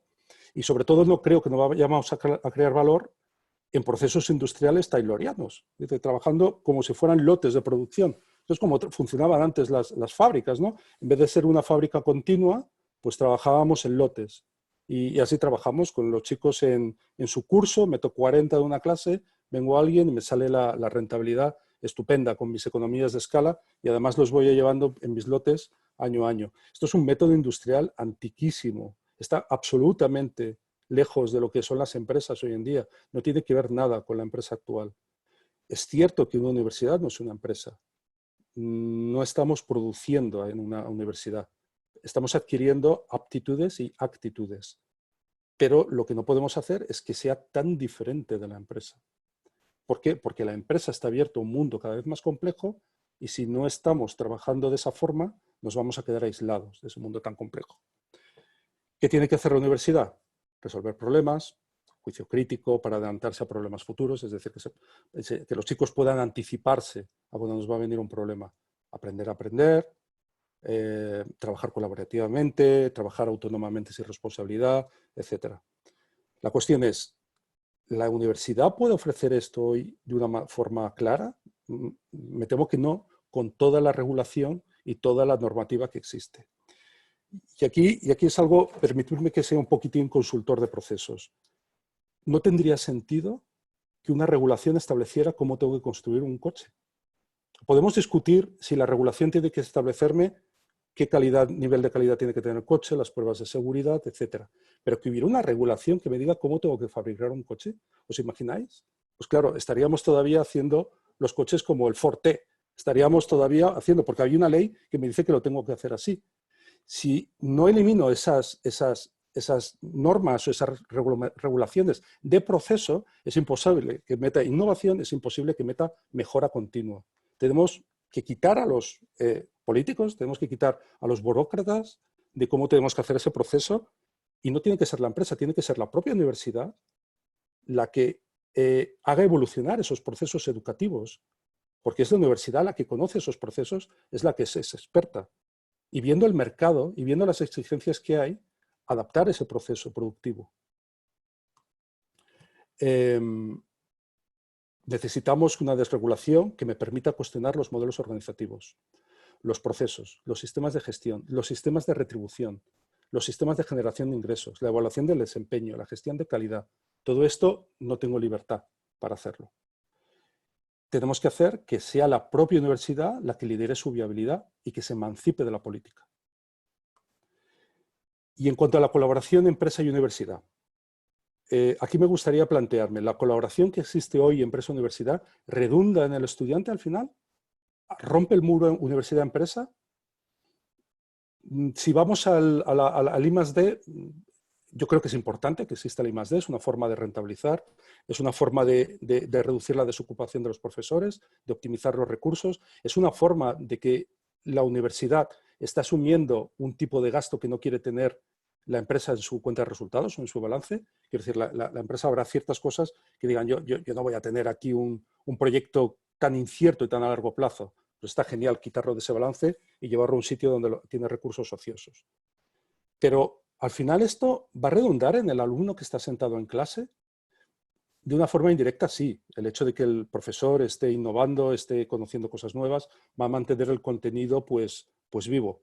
Pero el alumno que está sentado en clase, esa I+D, de una forma tan directa, no le está permitiendo insertarse o adaptarse al mundo laboral.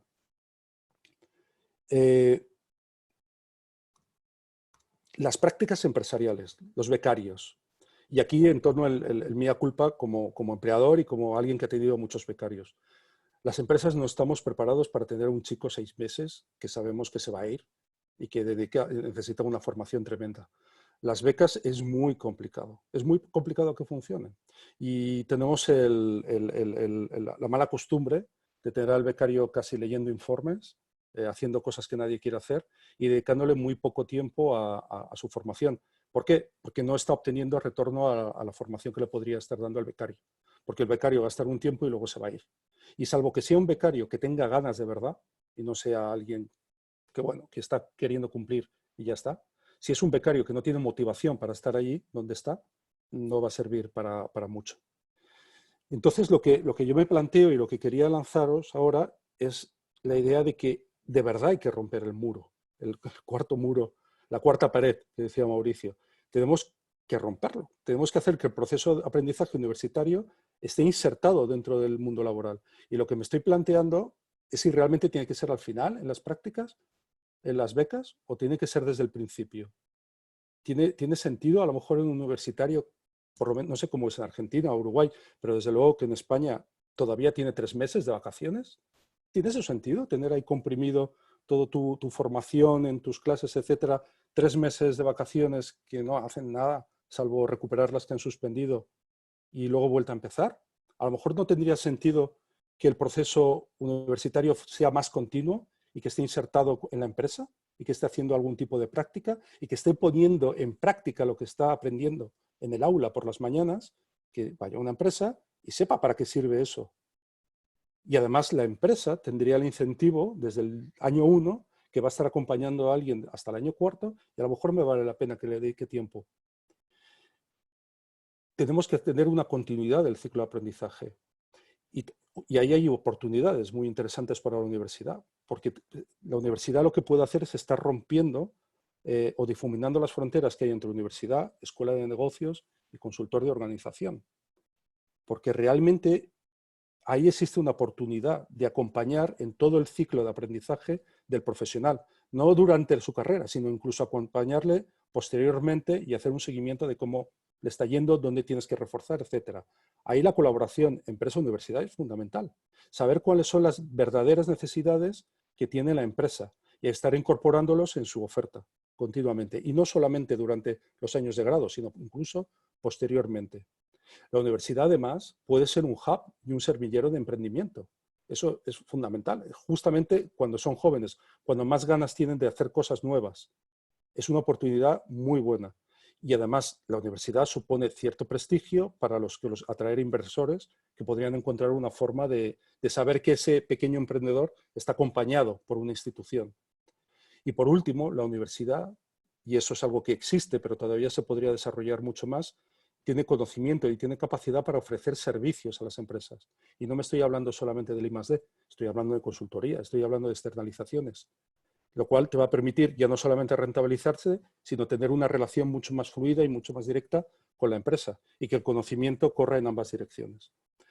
Y bueno, en resumen, yo creo que necesariamente tiene que pasar por romper esa idea de un encapsulamiento de universidad, romper muros y tratar de integrarlo lo más posible en el mundo de empresa. Eso es todo. Arturo, fantástica tu exposición como consultor, como director de la UFM. Creo que fue muy buena y dejaste unas interrogantes espectaculares también para sumar a las muy buenas exposiciones de Irene, de Javier y de Mauricio. Así que, si les parece bien, abrimos el debate. La idea es que sean visto que se nos fue un poco la hora, pero bueno, queremos dejar esa instancia de tener 25 o 30 minutos.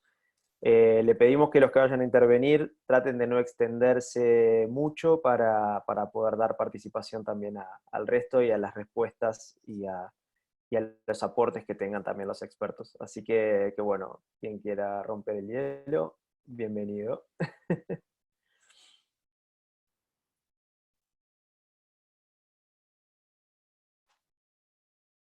Bueno, yo puedo decir algo, no sé si tú, Andrés, quieres, que sos de lo, bueno, y Ángelo, que no hemos hablado, María tuvo que salir, tenía un compromiso, no sé si tú, Andrés, tienes alguna pregunta. Mi pregunta es muy introductoria, yo estoy aquí simplemente para escuchar y eventualmente para tener algún comentario adicional, a lo mejor también para el próximo evento, sobre lo que está pasando, eso que me fascina tanto en los Estados Unidos, sobre el fenomenal desafío en que se encuentra el free speech y la posibilidad de que los profesores y alumnos digan lo que piensen y no se encuentren en un proceso de censura, casi autocensura y censura previa en marcha, en algo que sucede incluso en las mejores universidades del mundo y que es tan impresionante. Mi pregunta iba en torno a bueno, la universidad tiene que competir, ¿no? La universidad está en una dinámica en donde tiene que competir o por alumnos y competir por resultados y mostrar que es mejor que otra, y hay determinados mecanismos y regulaciones que eso lo impiden. Sin embargo, también es cierto que tanto por profesores como por alumnos en los últimos años y en las últimas décadas ha habido un profundo proceso de aparición de nuevas universidades y de dinámicas de competencia que hace 100 años no estaban. Así que ahí, en vuestros comentarios, no sé si hay una tensión, pero hay un punto allí, porque efectivamente la universidad en algunas cosas, como decía Friedman, yo me acuerdo que hace como 20 y pico de años, Friedman decía, bueno, en definitiva, la educación está con el pizarrón, está la tiza en su momento, para los más viejos, están los alumnos ahí en el pupitre, y esto en verdad no ha evolucionado en los últimos 200 años. Entonces, ¿y por qué no ha pasado esto? Por la ausencia de competencia. Pero por otro lado también es cierto que hay un mercado allí sumamente competitivo. Uno lo ve, al menos hasta ahora, de estos últimos años, de lo que está pasando en los Estados Unidos, que el mercado de competencia entre profesores, ¿no? De las mejores, de Harvard, Princeton, todas estas, hasta las no tan mejores, hasta las del medio, hay allí, en un punto yo exageraría, ¿no? Casi un mercado perfecto para lo que hacen las grandes universidades tratando de capturar a los mejores profesores. Así que ahí hay una tensión, ¿no? Es esta institución rígida donde se mete el Estado, se entremete el Estado con la currícula diciendo esto se puede hacer y esto no, pero por otro lado ha habido allí una dinámica muy sorprendente de competencia, ¿no? Así que, ¿cómo sería esa? ¿Hay allí una tensión o cómo lo denominarían ustedes que son los que saben? Yo simplemente escucho. Gracias. Excelente, Pedro. Perdón, Una acotación nomás perdón, pero fueron excepcionales, me parecieron excepcionales las cuatro presentaciones, cada una diciendo cosas a veces parecidas, pero sobre todo distintas, me parece que han enriquecido mucho, y la verdad que sin ánimo, bueno, particularmente a ti, Guillermo, ¿no? Pero y a Arturo y a Eduardo, la verdad que han sido tres grandes eventos, y esperamos que el cuarto seguramente va a ser un broche de oro de una sucesión de excepcionales eventos. Así que les agradezco sinceramente, ¿no? No tengo por qué decirlo, uno de estos siempre lo dice por la cuestión de, ay, les agradezco a todos y qué honor, bla, bla, bla. No, pero esto realmente me ha parecido los tres eventos de gran nivel, así que eso tenía que decir también. Muchas gracias, Pedro, muchas gracias porque ha sido esfuerzo de todos lograrlos. Una salvedad que voy a decir nomás: Eduardo tuvo que salir obviamente porque estaba en la ruta, y me dijo que les mande un saludo a todos y que excelentes las exposiciones y felicitarlos. Así que dicho eso, Andrés, veo que levantaste la mano la mano online. Me tengo que hablar antes que le respondan a Pedro, porque voy a decir algo que tiene relación y capaz que pueden agarrar los dos comentarios. A mí me sensación de que, primero que nada, cada vez que uno hablaba... Andrés, sacá el video que te perdimos. Perdón. Bien, ahí. Les decía, disculpen, que cuando los escuchaba, de alguna forma, me daba cuenta que le asistía la razón a todos. Sin embargo, en muchas oportunidades dijeron cosas contradictorias. Entonces, por ejemplo, por marcar una diferencia, Mauricio nos llamaba la atención sobre la necesidad de que las universidades recojan aquellas cosas importantes del pasado, porque en el presente las cosas están justamente presentes, ¿no? Y Javier, mientras tanto, nos decía, bueno, tenemos una revolución digital y tecnológica que es necesario atender porque hay un cambio de paradigma en la sociedad. Entonces,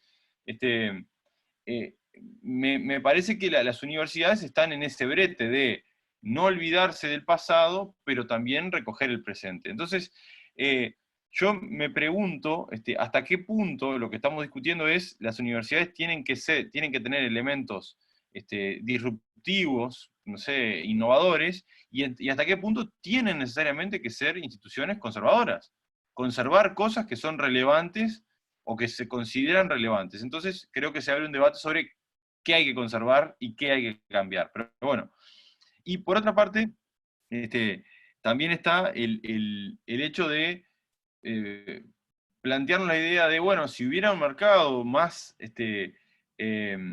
más abierto a la competencia, posiblemente podría haber universidades o algún tipo de institución educativa muy enfocada en lo técnico en el presente, y otro tipo de instituciones que tenga una formación más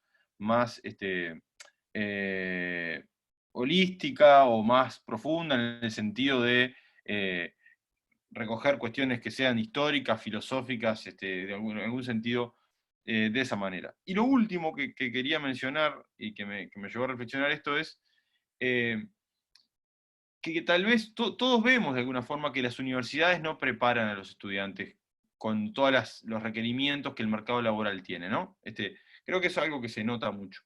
Pero escuchando sus exposiciones, yo me planteaba, ¿será realmente que es la universidad la que no prepara a los estudiantes para resolver problemas, para trabajar colaborativamente? ¿O es que hay en todo lo largo del ciclo de vida de estos estudiantes, es decir, en la escuela, en la familia, elementos que se han perdido que contribuían a generar ese tipo de aptitudes? Es decir, porque capaz que le estamos cargando a la universidad resolver, y esto yo lo veo en Uruguay, resolver todos los problemas que no resuelve el resto del sistema educativo, ¿no? Entonces, claro, que de última es la última responsable y es la que estamos mirando cuando salen los licenciados, cuando salen los profesionales. Entonces, me gustaría saber un poco cuáles son sus opiniones respecto a eso. Disculpen que metí muchos temas, pero bueno, voy a hablar una sola vez. Buenísimo, Andrés. Tiene levantada la mano Javier, que supongo que es para aportar a esto, así que le damos la palabra a él. Y luego está Mauricio, y luego dejamos lugar quizás a dos exposiciones más o a dos respuestas más y cerramos porque no quiero quitarles tampoco tanto tiempo. Así que Javier, adelante. Bien. Primero, en respuesta, a ver, responder, no creo que puedan responder todo, pero sí partes de alguna de las consultas. En respuesta a lo de Pedro, creo que en esto de la universidad, los talentos y la innovación desde fuera y cuánto la universidad se puede poner a tiro, yo creo que el fenómeno Silicon Valley es uno de los lugares en donde es interesantísimo pensar o que le ofrece un desafío a la universidad. O sea, en los últimos 15 a 20 años, Silicon Valley ha innovado 10 veces más de lo que ha innovado la universidad en esa misma cantidad de años, ¿no? Y en eso también hacer mención un poco a la exposición de Arturo, es decir, esto de también tener lugares que no están reglamentados o no están encorsetados en reproducir un formato y que de repente pueden, con mayor libertad y con mayor agilidad, poder innovar en términos de conocimiento, cuando la universidad sigue siendo un gigante con piedras de barro en muchísimos aspectos, ¿no? Y creo que en eso también hay un punto importante, en esto que también mencionaba Pedro sobre el tema de la competitividad de los docentes, y creo que lo ataba con, no sé si en tu cabeza estaba esa relación, pero con lo que habías dicho antes sobre el tema de la libertad de expresión y muchas veces el problema del no platforming en muchas universidades en Estados Unidos, y esta tensión entre lo políticamente correcto y la anulación del disenso, ¿no? Donde la universidad hoy también sabe de que si anula el disenso, se autocensura la capacidad de progreso. O sea, digamos, se autoanula la capacidad de progresar, ¿no? O sea, no hay progreso que no venga del disenso necesariamente, y si no hay disenso no hay progreso, ¿no? Entonces, creo que ahí hay un punto importante de inflexión en que la universidad tiene que empezar rápidamente a reaccionar en esto, de poder plantearse la posibilidad de generar dentro de sí misma un germen de discusión y de disenso importante, que además lo pueda cultivar y que le pueda dar cauce de crecimiento, porque de lo contrario, nunca en la historia de la humanidad no se ha producido no se ha producido conocimiento nuevo donde impera el dogma. Entonces, creo que ahí hay una clave importante. Y contestando a esto de Andrés, de la contradicción esta, en la que creo que está inserta la universidad en sí misma, ¿no? Es decir, bueno, la innovación, lo nuevo y la continuación de lo anterior, ¿no?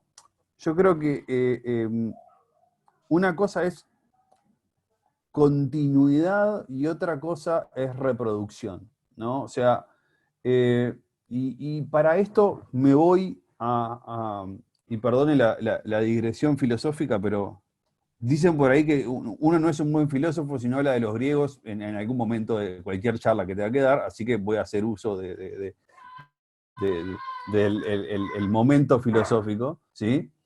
El famoso pasaje de Platón en el Fedro, donde Platón levanta la objeción de Sócrates de poner su pensamiento por escrito, ¿no?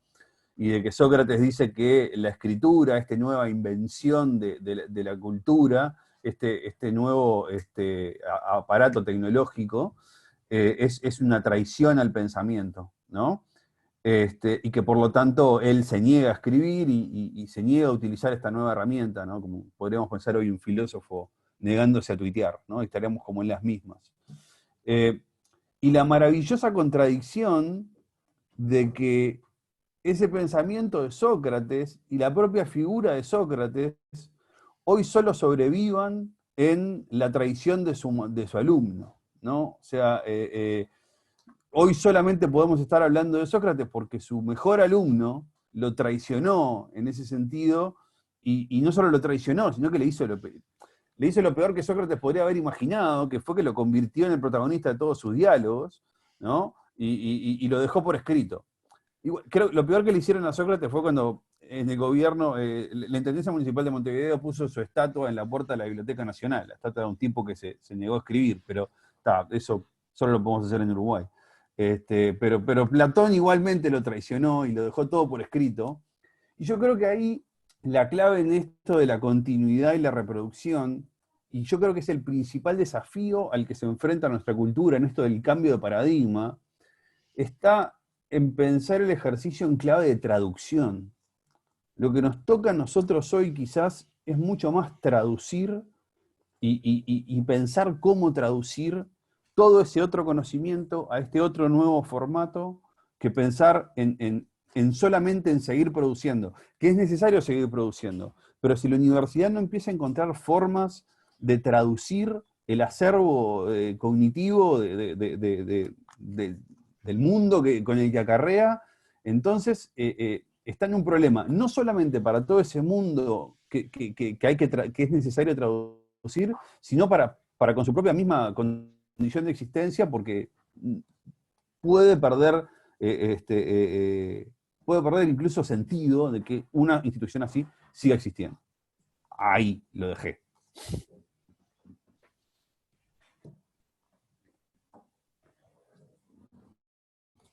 Bien, excelente, Javier. Mauricio había Pero pedido. hiper breve. Con respecto a lo de Andrés, primero estoy de acuerdo con vos, Andrés, y a tal punto de que creo que la universidad, por eso es que en mi planteo iba y venía con la primaria, la educación media y luego la universidad, porque considero que hay un continuo y que pensar la universidad sin pensar los otros dos niveles es una trampa, y además es una trampa atroz. Y simplemente lo voy a dejar ahí, pero yo considero al sistema educativo como un sistema y en el cual esa cuarta pared se borra y las empresas también son parte, ¿no? Pero no hablaría de universidad sin pensar en los otros dos niveles, no tiene ningún sentido. Y después con respecto a esto de Borges, lo antiguo, lo ajeno, y sumándole lo moderno o incluso lo posmoderno, y yo tengo dos miedos, dos miedos en particular, o dos precauciones. Primero, que considero que sin saber de dónde venimos es muy difícil de saber a dónde vamos a ir. Entonces me parece que en poder rescatar técnicas del pasado hay un doble beneficio. Técnicas de cualquier saber, digo, tal vez en el ambiente de las ciencias sociales esto es obvio, porque como decía recién Javier, volvemos siempre a los griegos o incluso vamos más allá, pero en otros saberes me parece que vale lo mismo. En primer lugar, lo antiguo o lo anterior de alguna manera consolida el conocimiento actual. Si yo no sé qué hay detrás de las tecnologías de la comunicación que terminan conformando este equipo, probablemente ese alumno se queda simplemente con la foto y no con la gran película. Pero segundo, y en esto sí hago una apuesta mayor, yo estoy muy convencido que la recuperación desde el presente de técnicas del pasado es lo que nos lleva al futuro. Es decir, me ha pasado en cosas, en hobbies que tengo, como sin ir más lejos la pesca, en la cual recupero desde el presente algo que se dijo muy antiguamente y digo, esto ahora es posible, o esta era una idea genial. Me parece que no darle ese contenido en la universidad al alumno, como decía en la exposición, es algo que el alumno no va a poder obtener a través de ningún otro medio, porque hoy el paradigma es una roller coaster, me sale en inglés, una montaña rusa de futuro. Entonces me parece que ahí la universidad todavía tiene algo para decir. Excelente, Mauricio. Tenemos, Irene me había pedido la palabra, después tenemos tiempo para una más y cerramos. No sé si Arturo quiere decir algo más al final para cerrar. Así que Irene, te damos la palabra para que... Gracias. Yo en relación con las intervenciones y un poco por cerrar la idea, parto de que en relación con la unión que existe con el resto del sistema educativo, estoy completamente de acuerdo además también con el planteamiento de Mauricio. Evidentemente, si esto lo vemos como etapas que no van relacionadas, es como quien arregla una casa que está en ruinas, arreglando solo una parte de la casa pensando que así podrá evitar que la casa siga en ruinas. O sea, parte de los problemas es verdad que llegan a la universidad, incluso esa falta de sentido crítico con la que muchas veces llegan los estudiantes y que le achacamos a la universidad, o la falta de esfuerzo, esas vienen de atrás, con lo cual evidentemente, o sea, esto tenemos que verlo como una etapa. Pero a mí quizás lo que me preocupa más de la universidad es que, y tiene que ver también con cómo se proyecta eso luego en la formación y en la forma en la que salen los estudiantes de la universidad, es que ha perdido su sentido.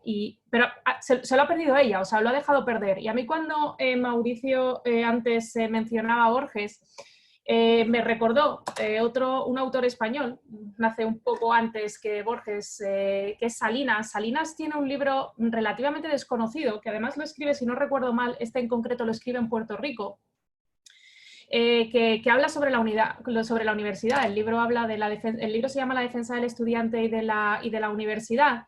Y entonces en ese libro Salinas, en donde reflexiona sobre muchas de las cuestiones, incluso hoy aquí estamos hablando, lo que nos demuestra de que en este debate llevamos un siglo realmente dándole vueltas a lo mismo. Y relacionado a esto con el tema de la libertad de expresión y lo que está ocurriendo en los distintos campus. Yo reconozco que a mí esto empezó a preocuparme muy especialmente cuando yo veo que el Imperial College de Londres se plantea quitar el Imperial porque es lesivo de los derechos de las personas. Pues bueno, pues francamente, si a eso hemos llegado y si a campus como el del Imperial College London están en eso, pues evidentemente la situación es preocupante. ¿Y por qué saco a Salinas? Porque Salinas dice, entre otras cosas, y le leo, me lo he puesto aquí al lado, que decía, y yo invito a leer estas reflexiones, es un librito muy pequeñito, que dice que la universidad había entrado en un proceso de destrucción por la indiferencia o la falta de respeto al saber puro y a la cultura desinteresada. Y él concluye que la misión de la universidad, y yo creo que enlaza con temas que todos de alguna manera hemos tocado, es o tiene que ser incluir un delicado adiestramiento del alma para ir percibiendo toda la complejidad de los problemas del hombre, del mundo, y hacerles cara con conciencia y sentido de la responsabilidad. Eso, que desde mi punto de vista resume bien el sentido de la universidad, podría resumir bien a dónde no está yendo, a dónde ha dejado de ir la universidad en los últimos, iba a decir en los últimos años, pero en realidad si cito a Salinas tendría que decir en el último siglo. Gracias. Perfecto, Irene, muchas gracias. ¿Alguien más quiere hacer una intervención? Arturo, si quieres cerrar. Sí, solo añadir una cosa. Yo estoy convencido de que justamente el abrir la universidad a la empresa, no solamente abrirla, sino entrelazarse con ella, lejos de que perdiera su esencia, que es como guardián del conocimiento, del pasado, etcétera, etcétera, todo lo contrario, la va a empujar a que se refuerce, porque justamente es lo diferencial con la empresa. Eso es lo que no puede estar aportando la empresa. Y es la universidad lo que va a tener que hacer es desarrollar las capacidades de sus alumnos y eso se hace pues, con todo lo que es la cultura o todo lo que es las humanidades, en definitiva. ¿Vale? Quiero decir que la universidad hoy en día simplemente se dedica a dar, en el caso de administración de empresas, siempre vuelvo a eso porque es lo mío, es lo que conozco, contabilidad, derecho mercantil, etcétera, etcétera, desde mi punto de vista es un error. Es un error. Y si se abre a la empresa, justamente lo que la empresa va a estar valorando, desde mi punto de vista, es que estén formados como personas y como personas completas. Y eso lo conseguimos mediante el humanismo.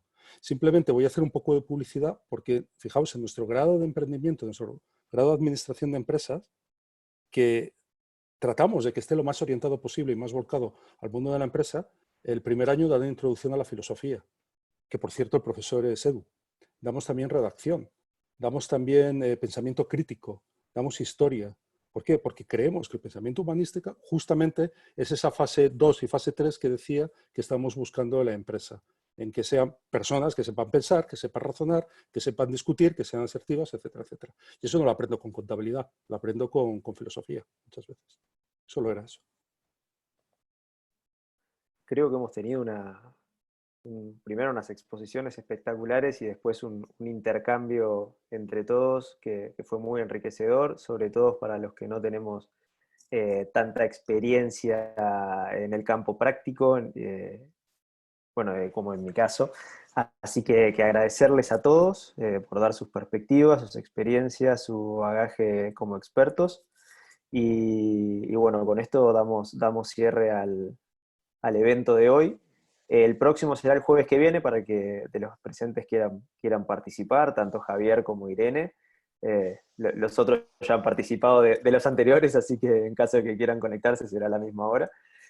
Y bueno, esto desde la página de Sescos lo vamos a estar publicando toda esta grabación para que quien quiera pueda ver todo el conocimiento que han aportado aquí. Así que muchísimas gracias y bueno, nos vemos pronto. Muchas gracias, ha sido un gran honor para Sescos escucharlos a todos ustedes. Ha sido realmente un Muchas gracias a todos. Muchas gracias. Dale, Muchas